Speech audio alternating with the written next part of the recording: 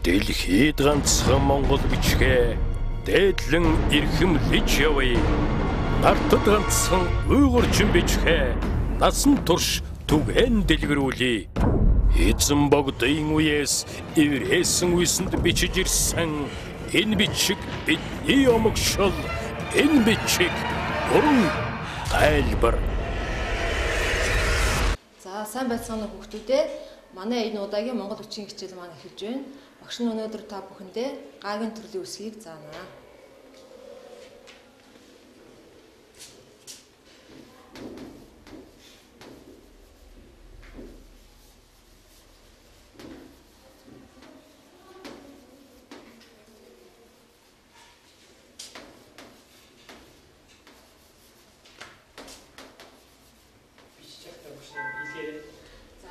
Гагийн төрлийн үсэг маань эр үгэнд ялгаатай ордог байгаа. За одоо бүгдээрээ эр үгэнд ордог гэ үсгээ бичицгээе.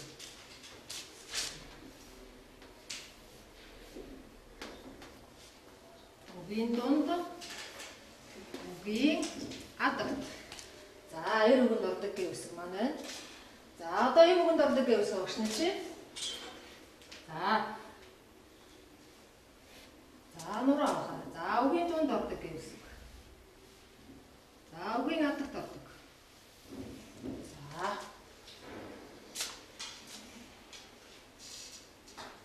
За одоо бүгдээрээ ихшгээр амьдж үзье.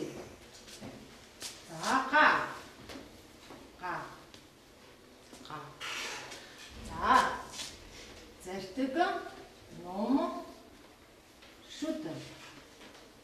За ингээ үгийн ихэнд ордог га үсэг маань болж байна. За үгийн дунд ордог га үсэг.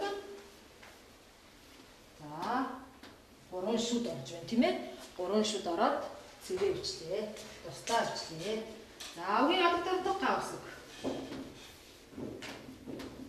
За үгийн адагт ордог га үсэг. За одоо бүгдээрээ гэ үсгээ бичицгээе. За гэ.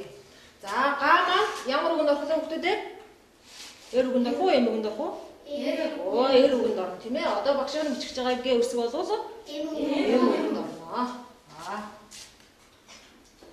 За гэ үсэг. За ингээд гэ боллоо. Үгийн ихэнд ордог гэ.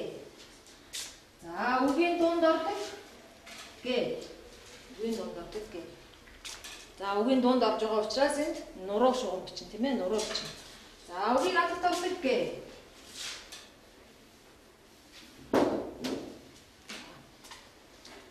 За гэ үсэг. Гэ. За одоо гэ.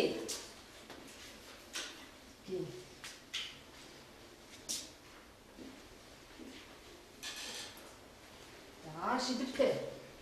За шидбэ бичлээ. Нуруугаа бичлээ. Үгийн дунд ордог гэ. Үгийн дунд ордог гэ. За одоо үгийн адагт ордог гэ үсгээ бичсгээ.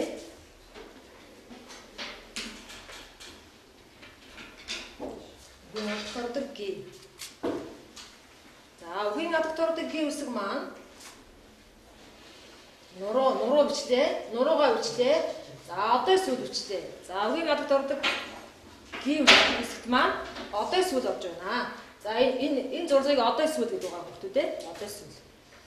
За гэ. За одоо гоо.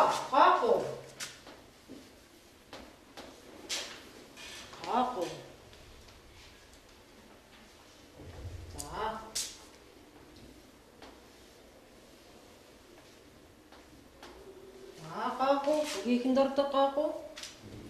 Үгийн дунд ордог гаагүй.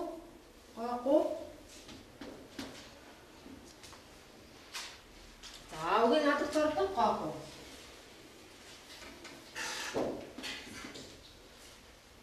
За гаагуугаа бичихлээ. За одоо гөөгүй. За зартыг бичлээ. За номон дотроо гэдэс багтнаа. За ингээд шийдэх орлоо. Үгийн ихэнд ордог гөөгүй. За үгийн дунд ордог гөөгүй. За нуруу. За ингээд үгийн дунд ордог гөөгүй болно. Үгийн адагт ордог гөөгүй.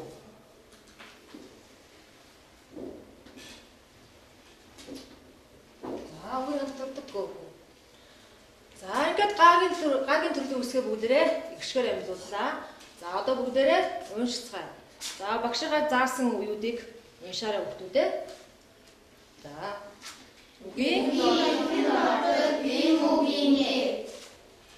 Үгийн хэн дордог га. Үгийн дордог га. Үгийн хэн дордог гэ. Үгийн дунд дордог ги. Үгийн дунд дордог гоо. Үгийн хэн дордог гоо. Үгийн атар дордог гоо. Сайн байна. За одоо бүгдээрээ дэвтэртээ бичицгээ эвсгүүдээ. За дэвтэртээ бичиж өгдөө. За хүүхдүүдээ одоо бүгдээрээ гагийн төрлийн үсэг орсон үгсээ уншицгаая. За гэ үсэг. Эр үгийн гэ үсэг орсон жишээ. За үгийн ихэнд гэ үсэг маань дангаараа бол тохиолдохгүй. За үгийн дунд. За бүгдээр уншия. Хэлээрээ агшин хүүхдүүдээ. Саг суу. Сагс гэсэн үг тийм ээ. Сагс. За сүүлийн үгийн адагт орсон жишээ. Баг. За багш нэг зүйл асууя. За ардаа г-гээр дэгшвэрсэн үү? Байхгүй тийм ээ. За адагт ордог г-гээр дэгшвэрсэн үү? Байхгүй. За ардаа гişггүй үгийн дунд адагт ардаа гişггүй орвол ямар үсэг гэдэг вэ хүүхдүүд ээ? Өөдөө дэвсгэр үсэг гэдэг тийм ээ. Дэвсгэр үсэг. Үгийн дунд ба адагт ардаа гişггүй үе битүүж ордог гэгүүлэгчийг дэвсгэр үсэг гинэ. За тэгэхээр бидний үзэж байгаа г үсэг маань ямар үсэг байна вэ? Дэвсгэр үсэг байх нэ. За одоо ийм үгэнд ордог г үсэг жишээ. За үгийн ихэнд бол игшгээр амьд орохгүй байгаа. За үгийн дунд уншиг бүгдээрээ өг б г юу өг б юу гэсэн үг вэ? Өг зүйтэй дараагийн үг маань б г бэлэг зүйтэй бэлэг гэсэн үг байна. За багш нэг зүйл анхааруулж хэлье. За ийм үгэнд ордог үгийн адагт ордог г үсэг маань үгийн адагт орохдоо энэ шилбэр бичгүү шүдэр гэж хүүхдүүдээ энэ шилбэр бичдэг. Зарим хүүхдүүд ингэ шүдэр бичсэн байдаг. Энэ бол юу байх вэ? Ямар байх вэ? Буруу байх вэ, тийм ээ? За одоо га үсэг орсон үгсээр бүгдээр уншия. За уншаарай. Гар гэдэг нэр үг болов уу, үйл үг болов уу? Нэр үг. За нэр үг гар, тийм ээ, хүний гар. За мөн орох гарах гэсэн үйл үгийг бас ингэж гар гэж ардаа иршгүй дэвсгэрээр бичдэг байх нэ. За дараагийн үг маань агаар.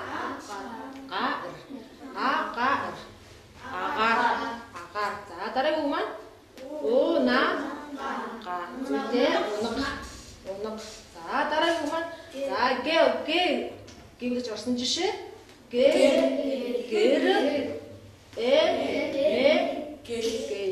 мэгэл гэж юу бол урт гიშгтэй үг юм тийм ээ. Сая бид нар урт гიშгтэй үг зөндөө уншлаа шүү дээ. Эмээгэл гэсэн үг байна. Дараагийн үг маань үг яриа гэдэг үг. За г орсон үг уншия. За уншаарай.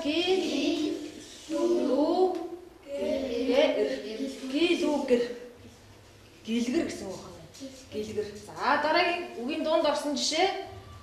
Оргил дараа эрги. За одоо сэтгэж байна. Эрги үе. За гоо үсэг орсон жишээ бүгдээр уншия.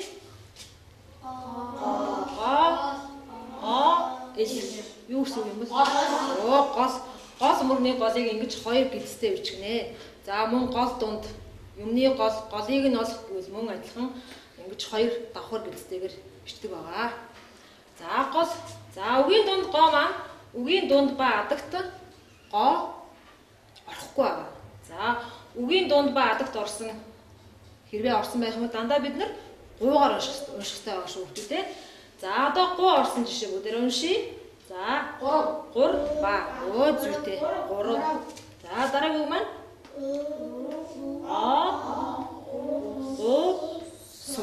гуусар. Урт гიშгтэй үг шүү. Зүйтэй орсор. За дараагийн үг маань буг. За буг согоо гэдэг юм уу. За бүгдээрээ гөөтэй. Гөө үсэг орсон үг уншия. Гөлөг. За го үе болоод үгийн дунд ба ардагт орохгүй. За хэрвээ орсон тохиолдолд дандаа бид нар гүүгээр унших хэрэгтэй. Ерөөсө гуугаар уншихгүй, гөөгөр мөн уншихгүй гэсэн үг байна тийм ээ. За гүүгээр уншия.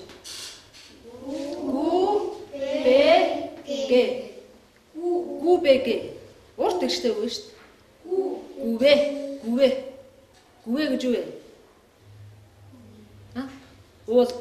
Уул толгод гүвэ тийм ээ. За гүвэ. За дараагийн үг маань үгийн дунд орсон гүү юм жишээ. Гүлэ. Гүлэ. Зүйтэй. Үгийн адагт орсон гүү мөгүү гэж юу юм бэл? Мөг. За мөгийг мөгүү гэж бичдэг байна. За одоо бүгдээрээ дэвтэртэй бичсэн хүмүүстээ. За өнөөдрийн хичээл маань дуусч байна хүмүүстээ. За багшны гэрийн даалгавар өгье. За сурах хүчгийн хуудас 37.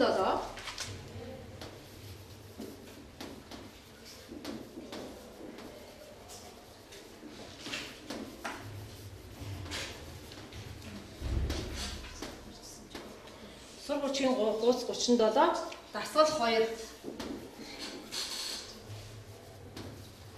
За эдгээр үеүүдийг уншаад бичээд ирхнэ хүмүүстээ. За сурагчид дээр маань дарамтлаар бичигдсэн байгаа тийм ээ. Дэвтэр дээрээ бичгтээ бичмээр за багшаа бичснийг дуурайд бичээрэй хүмүүстээ. Манай өнөөдрийн хичээл үүгээр өндөрлөж байна. Хичээл идэвхтэй оролцсон та бүхэндээ баярлалаа. Дэлхийд ганцхан Монгол бичгээ дээдлэн эрхэмлэж явъя. Нартад ганцхан уйгурчин бичгээ насан турш түгээн дэлгэрүүлье. Эзэн богдын үеэс эврээсэн үсэнд бичиж ирсэн энэ бичиг бидний омогшол, энэ бичиг бүрэн тайлбар.